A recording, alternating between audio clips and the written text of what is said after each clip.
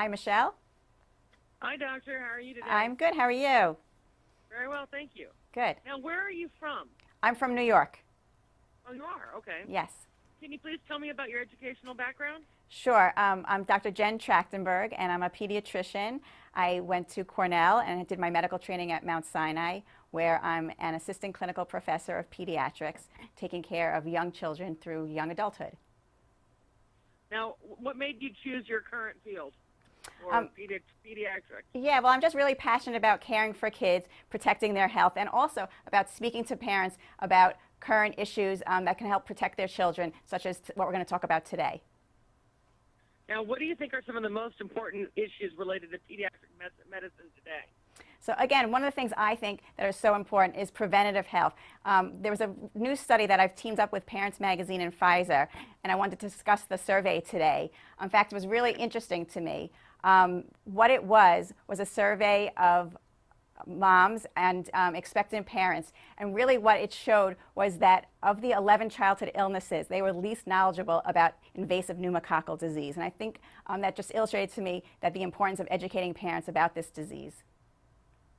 Okay, what is pneumococcal disease? So invasive pneumococcal disease is a disease caused by a bacteria, the pneumococcal bacteria, and it can cause something called bacteremia, which is an infection in the bloodstream, but it can also cause meningitis, which is an infection around the spinal cord and the brain. And so it's important for parents to know this because there is ways to prevent it. And so it's important for parents to speak to their pediatricians and make sure that they're up to date with all their childhood vaccines in accordance with the CDC guidelines. Now, some parents are opposed to vaccines. What do you have to say to them? So vaccines, they save lives. Vaccines are really important. I do tell my patients that it's important, especially for children under the age of 2. That's when they're at higher risk for all these 14 childhood illnesses. And at that time, it's because their immune system is still developing. So getting the vaccines and having them on time can really help to protect them and prevent them from these can be life-threatening diseases. Are there any resources that you would provide to people who are nervous about giving their children vaccinations? So obviously it's always important to have a discussion with your pediatrician or healthcare provider, but parents can also go to the CDC website, the National Institute of Health, all good resources for parents to get information and facts.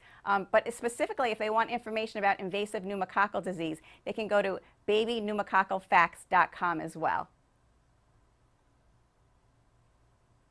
Now, what is the name of the survey and where can people learn more about it?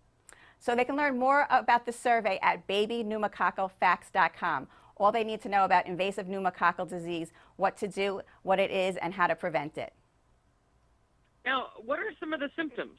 So the symptoms can be very variable. It could be fever, headache, they can be inconsolable, crying, or even just lethargic. When it comes to a really young kid, sometimes it's hard to know. So that's why if you ever have concerns or your child is sick and just not acting right, it's always important to seek medical care.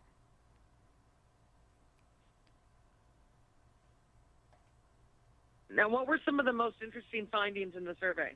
So to me, one of the most interesting findings is that by comparison, more than twice as many parents knew about measles and mumps, polio, but really that they were not knowledgeable when it came to this invasive pneumococcal disease. And in fact, almost 1/4 said that they never even heard of it. And that was surprising to me because it is a subject or topic that should be discussed during the well visits. So it just illustrated to me that more education, and that's why I'm here today to speak about this disease. Now, are there some children who are more at risk than others? There are. Children as a whole are at risk, but children under the age of 2 are at higher risk. This is because their immune system is still developing, and so they're at high risk of getting all the childhood infections. Now, how do you like people to connect with you? So if people want more information about me, they can go to my website, drjen.com. And is there anything else you'd like to add about this? I just want parents to know that it is an important subject, that going to your well visits are really important. Speak to your pediatrician and see what preventive measures you can take to really protect your children as they're growing up. Wonderful. Well, thank you so much for your time, doctor. Good luck to you on everything. Thank you. Bye-bye.